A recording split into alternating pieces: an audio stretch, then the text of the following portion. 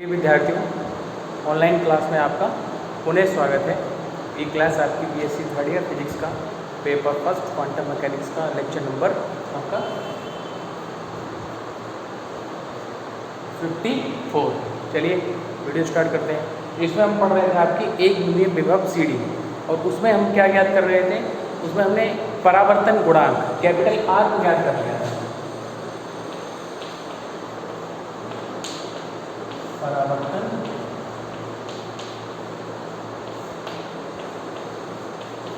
गुणांक reflection coefficient, ठीक है। रिफ्लेक्शन कोफिशिएंट कैपिटल आर की वैल्यू आ गई थी हमारे पास। वो वैल्यू लगभग कितनी थी? अल्फा माइनस बीटा का होल स्क्वायर और अल्फा प्लस बीटा का या होल स्क्वायर। इस प्रकार से वैल्यू हमको मिल गई, ठीक है। अब इसी के आगे वीडियो स्टार्ट करते हैं, ठीक है। इसको हटा दीजिए।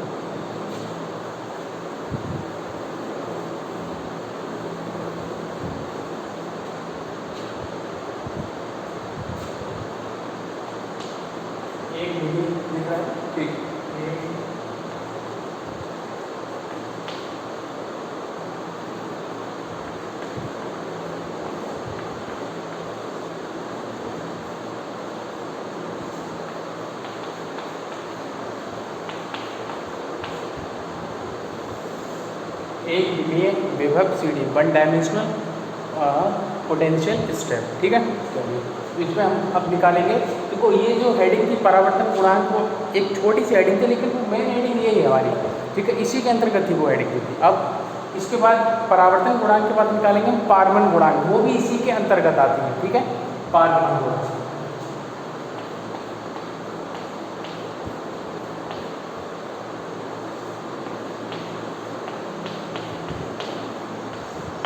पारगमन गुणांक, ट्रांसमिशन कोफिशिएंट, किससे दिखाते हैं इसको? कैपिटल टी से। चलिए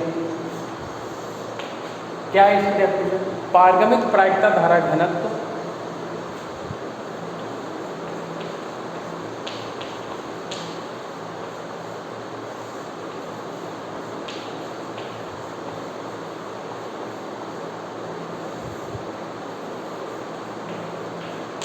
पारगमित प्रायिकता धारा घनत्व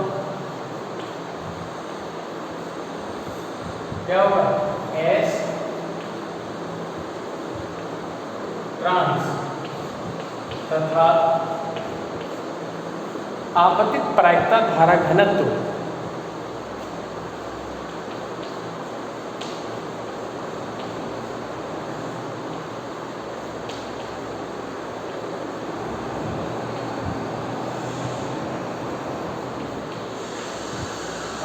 प्रायिकता धारा घनत्व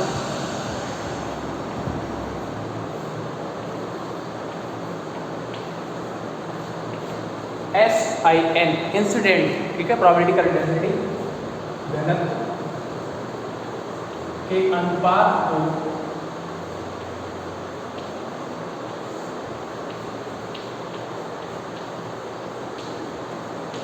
पारगमन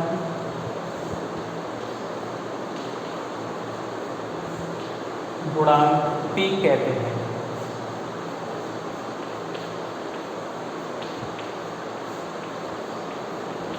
पारगमन गुणांक P कहते हैं। P का फॉर्मूला क्या बन जाएगा जरा देखिए।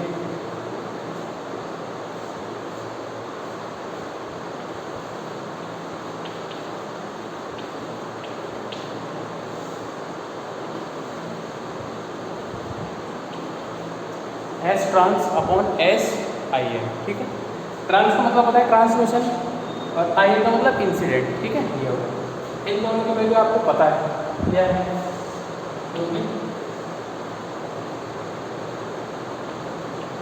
S ट्रांस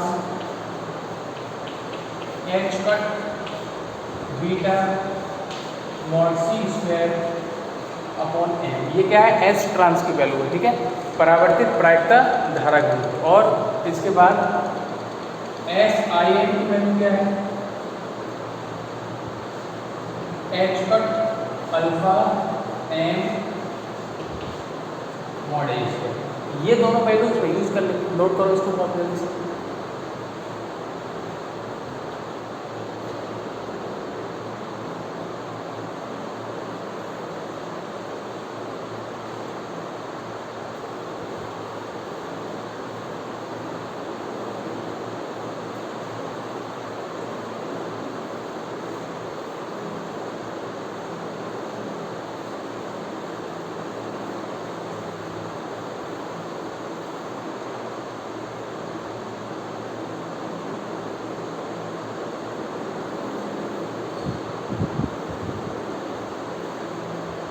चलिए वैल्यू रख के आगे बढ़ते हैं।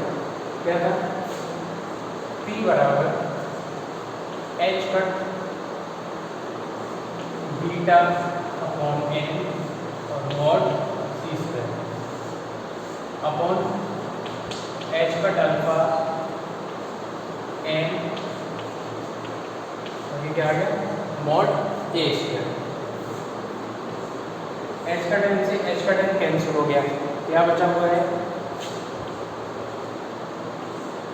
Beta upon alpha mod C square और मॉड ए स्क्वायर। ये मैंने आपको बता दिया था कि एस ट्रांस का जब हम पहले बता दिया था, जब पारगमन गुणांक निकलेंगे इसका जो नेगेटिव साइन आता है उसको हम नेगलेक्ट कर देते हैं, ठीक है? क्यों?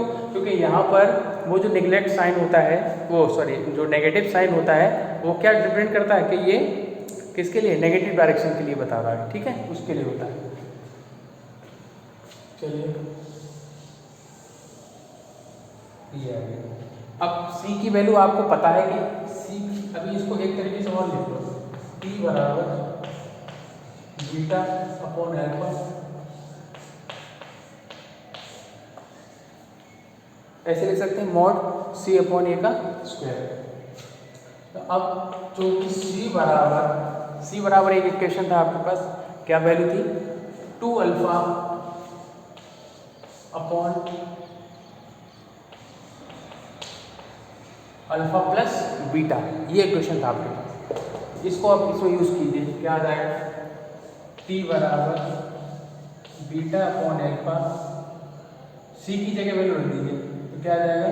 और A और था यहाँ पर, ये A और था, ध्यान रखें ये इक्वेशन पीछे निकाल चुके हैं इसमें, अगर आप देखोगे तो क्या आ जाएगा? A इंटू 2 अल्फा अपॉन ये वाला A ये आ गया, उसके बाद अल्फा प्लस बीटा और इसका ये क्या हो गया? स्क्वायर। कैंसिल करो, ए से कैंसिल हो गया, इसका मोड खुल जाएगा, ये रियल पार्ट है, इमेजिनरी पार्ट है नहीं, तो इस पे स्क्वायर या मोड का कोई प्रभाव नहीं पड़ेगा। स्क्वायर का तो पड़ेगा, मोड का नहीं। स्क्वायर लगा दीजिए पे डायरेक्ट, क्या आ जाएगा? T बराबर beta upon alpha 4 alpha square upon alpha plus beta का होल स्क्वायर। इसको नोट करो क्या पड़ा दिया।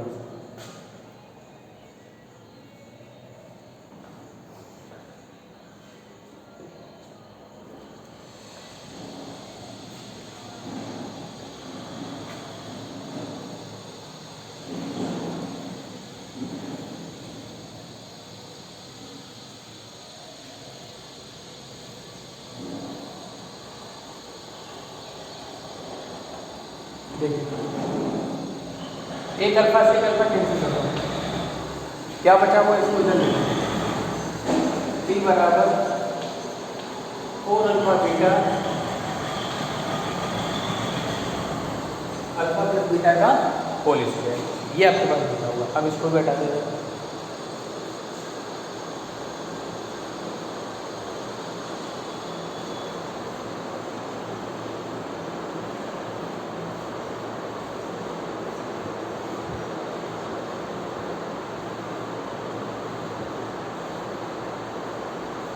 चलिए देखिए P का मान ये आया, R का मान आपको पता है, तो ये देखिए परावर्तन गुणांक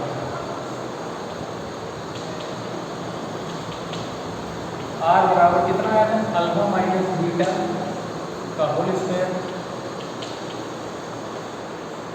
और ये कितना? अल्फा प्लस बीटा का होल स्क्वायर। ये आपको कौन सा? पारगमन गुणांक, ट्रांसमिशन कोएफिशिएंट, ये कौन सा है? Reflection coefficient. तो इन दोनों को हम प्लस करके देखेंगे R प्लस P के लिए। अब एक ध्यान दीजिए कि इतना बड़ा डेरिवेशन आप सॉल्व कर रहे हैं और उसकी वैल्यू क्या आनी चाहिए, तब आप ये मानेंगे कि आपका डेरिवेशन कंप्लीट है।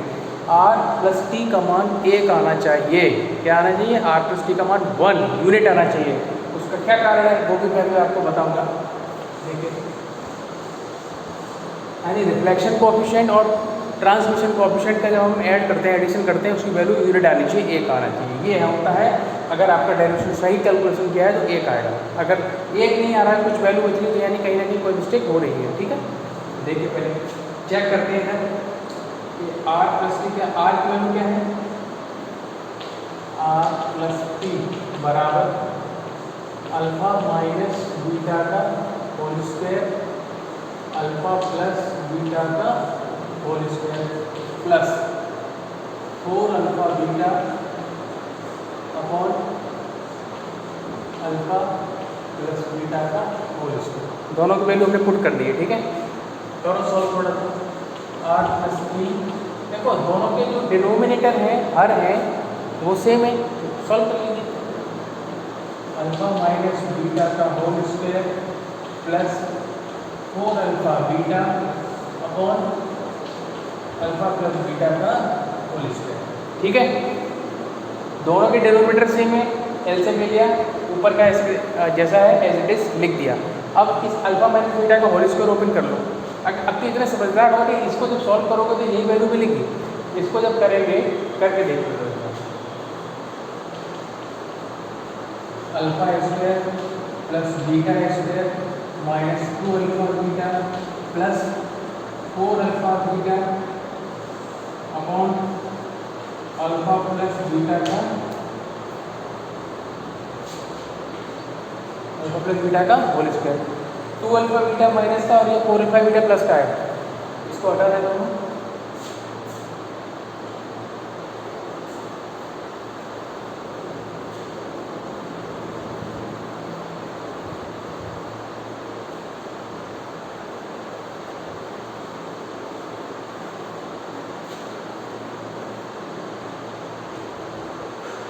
Alpha square plus beta square इधर प्लस 2 अल्फा बीटा आ जाएगा।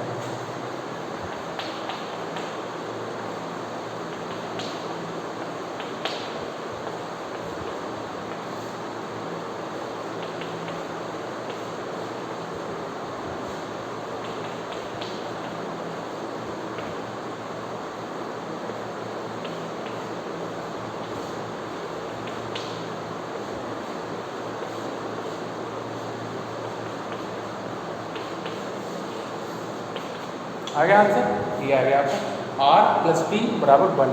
Reflection coefficient plus transmission coefficient add करते हैं 1 मिलता है। इसका अब देखो क्या है, मतलब क्या है।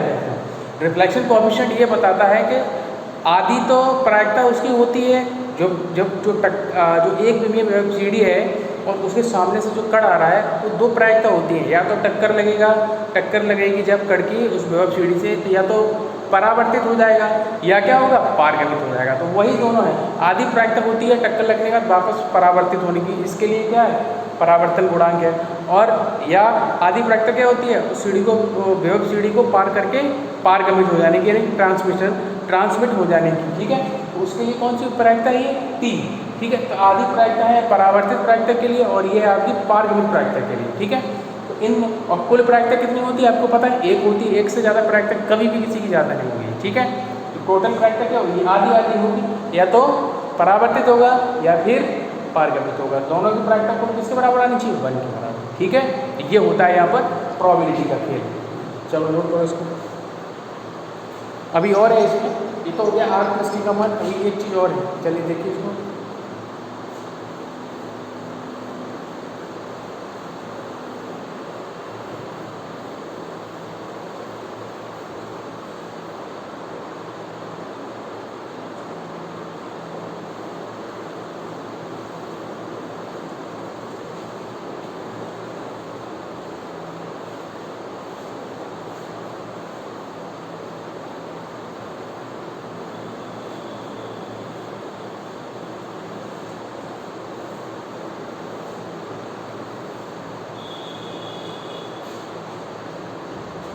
अब देखो जरा क्या था कि क्षेत्र 2 के लिए हमने केवल दूसरा केस, तो एक केस सॉल्व किया था, कौन सा जरा समझो।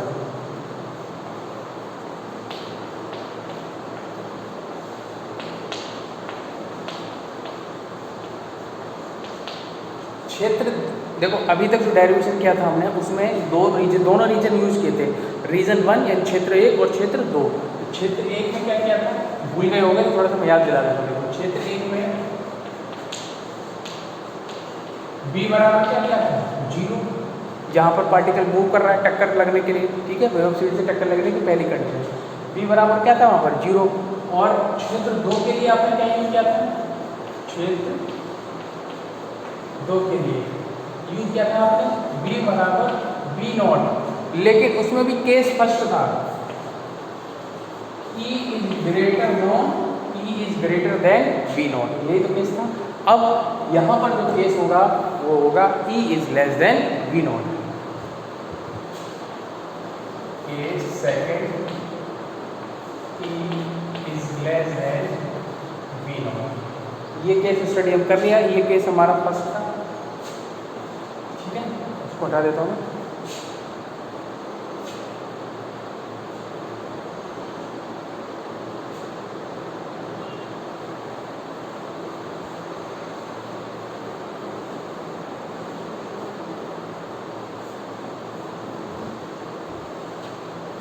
चलिए देखिए, केस सेकंड जब E is less than v not, Schrodinger का यूज कर लीजिए।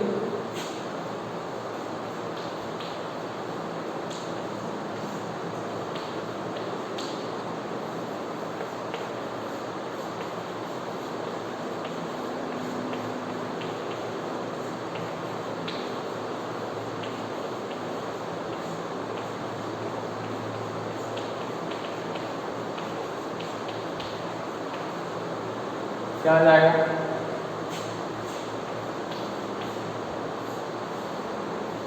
यहाँ पर जो फंक्शन लेंगे वो साई 3 फंक्शन ले लेंगे, ठीक है, कौन सा फंक्शन ले लेंगे, साई 3।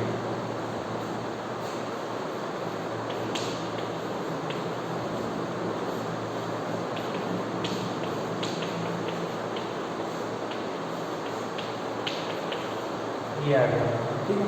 समीकरण तो डाल ही नहीं रहे, अगर आपको लगता है समीकरण आप डाल सकते हो, लेकिन मुझे तो पता नहीं, मैंने बहुत पीछे छोड़ दिया समीकरण, तो अब आगे नहीं डालेंगे, लेकिन कोई दिक्कत नहीं, समझ में पूरा आएगा, ठीक है।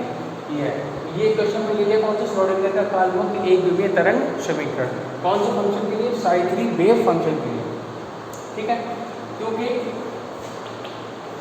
E is less than v not, E जो है कुल ऊर्जा जो है पार्टिकल की वो v नॉट यानी कि सीढ़ी की जो विभव ऊर्जा है, पोटेंशियल स्टेप की जो पोटेंशियल एनर्जी है उससे कम है। तो उस केस में क्या होगा, यहाँ से माइनस कॉमन यानी कि E में से v नॉट नहीं जाएगा, v नॉट में से E जाएगा, क्या जाएगा, v नॉट में से E, क्या होगा, del 2 sine 3 del x square minus 2m h का square v not minus E sine 3 बराबर 0। इसको नोट कर लो, साफ करते हैं।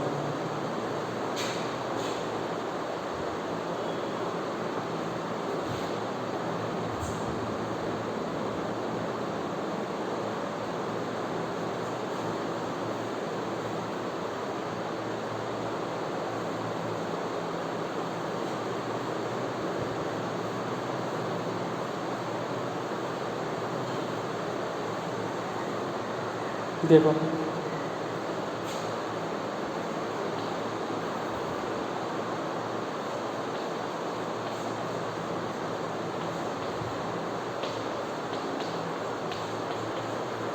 कांस्टेंट मानेंगे इसमें, अल्फा स्क्वायर मान लिया, बीटा स्क्वायर मान लिया, अब क्या बचा, गामा स्क्वायर, इसको क्या मान लेंगे, गामा स्क्वायर।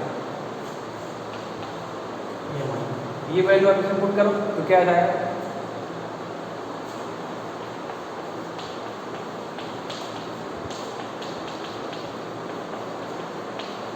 श्रोडिंगर समीकरण में रखने पर रख दीजिए, क्या आ जाएगा,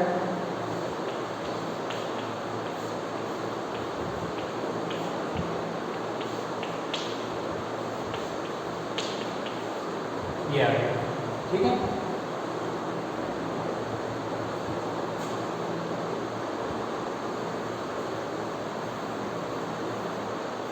उपरोक्त समीकरण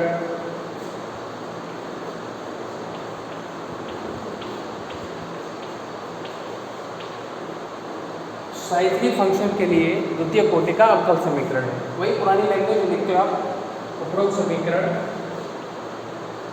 साइक्लिक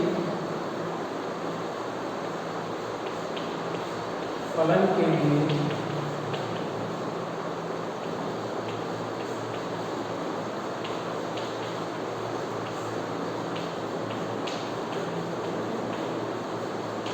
द्वितीय कोटि का अवकल समीकरण है।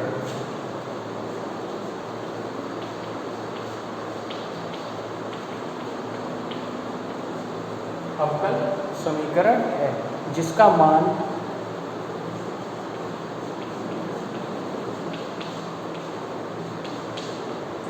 यानी जिसका हल बोलो तो ज़्यादा बेटर रहेगा। हल ही लिखते हैं, जिसका हल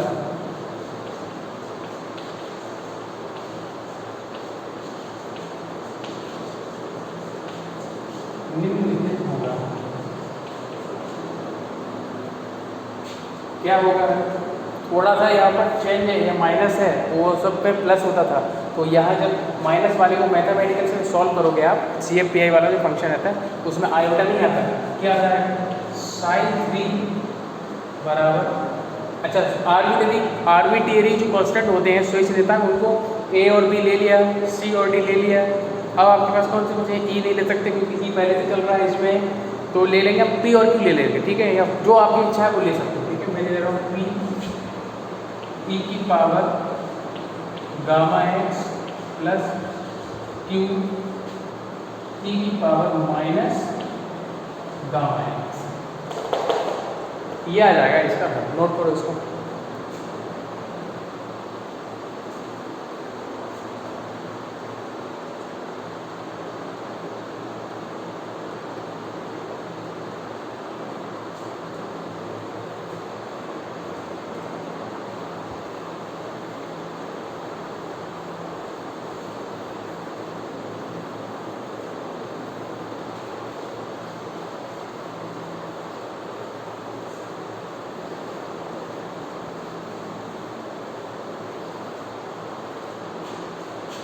देखो अब इसमें क्या है, एक चीज़ हम थोड़ा सा देखेंगे।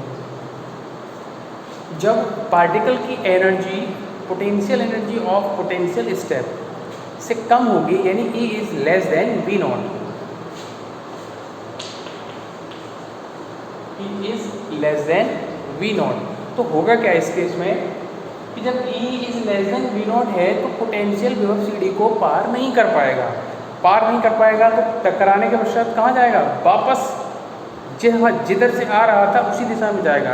अब जब टकराएगा, टकराने के पश्चात जब रिफ्लेक्ट होगा तब वह कौन सी अक्ष के अनुदिश गति करेगा? प्लस x अक्ष या फिर माइनस x अक्ष। तो अगर डायग्राम में आप देखेंगे तो इधर वाली जो डायरेक्शन थी वो क्या थी? माइनस x अक्ष थी। क्या थी वो? माइनस x अक्ष। तो इस कंडीशन में फिर ये वाला जो टर्म होगा वो क्या हो जाएगा? यूजलेस। ये वाला प्रभाव नहीं होगा इस, क्योंकि ये क्या है? प्लस दिशा की ओर बात कर रहा है, जबकि ये माइनस दिशा की ओर बात कर रहा है, ठीक है। यही चीज़ हम इसमें लिख लेंगे कि जब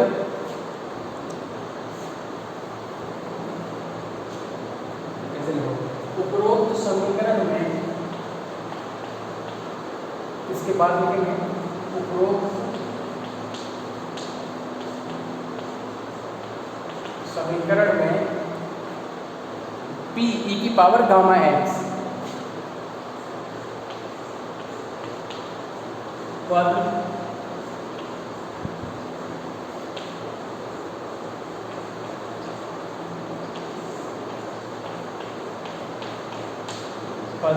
प्रभावहीन होगा, क्योंकि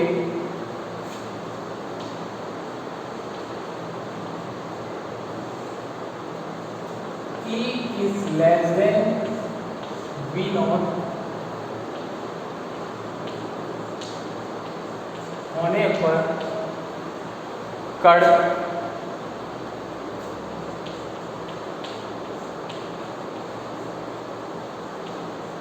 विभव CD को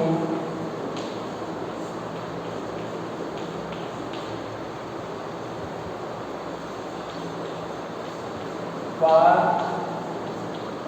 नहीं कर सकेगा तथा परावर्तित होकर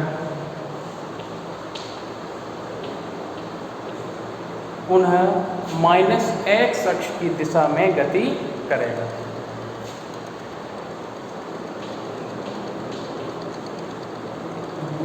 एक्स दिशा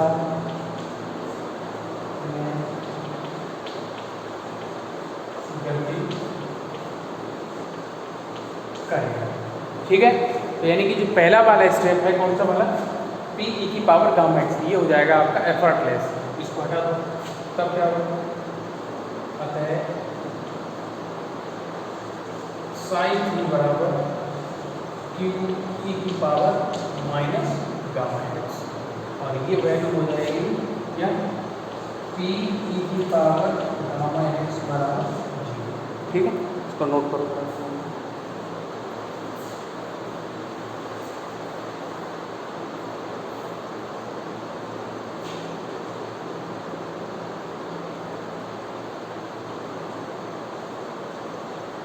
अब इसमें क्या होगा, ये क्वेश्चन मिला, अब साई 1 और साई 3 भी x बराबर 0 पर क्या होंगे, सतत होंगे, यानी कि क्या होंगे, संतुष्ट होंगे, ये संतुष्ट होंगे और इनके अवकलज भी क्या होंगे, संतुष्ट होंगे। ठीक है,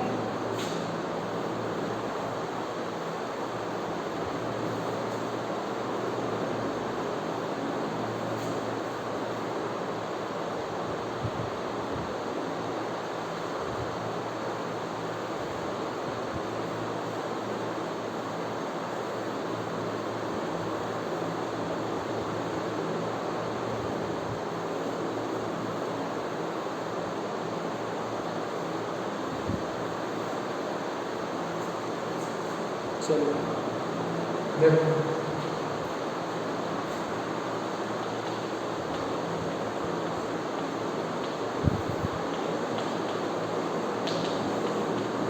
साई 1 व साई 3 संतुष्ट होंगे,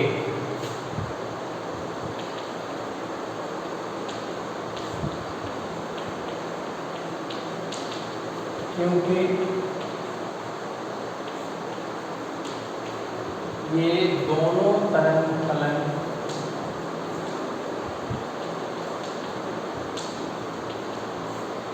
एक ही कण से संबद्ध है। किससे, एक ही कण से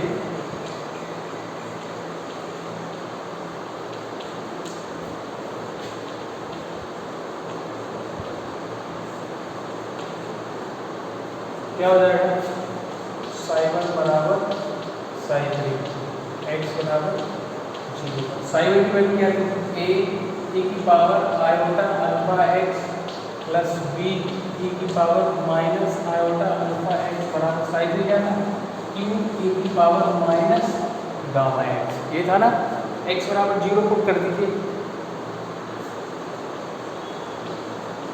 क्या आ जाएगा, ए प्लस बी बराबर क्यू। क्या मिल गया आपको, a प्लस बी बराबर क्यू मिल गया है। ठीक है, अब इनके आंशिक अवकलज भी क्या होंगे, संतुष्ट होंगे। इसको नोट कर लेंगे, यहाँ लिखते हैं,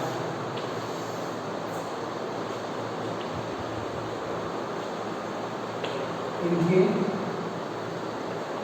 आंशिक अवकलज भी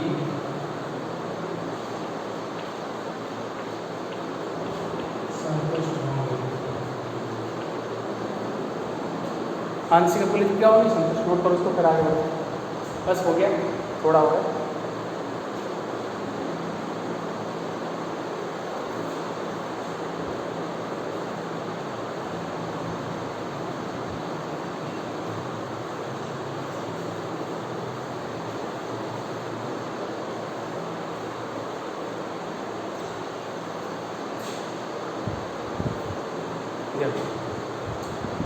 क्या होगा,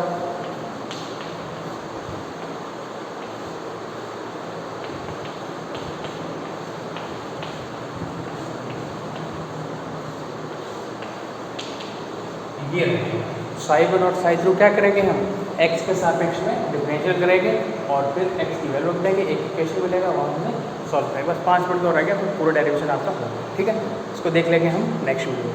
ओके।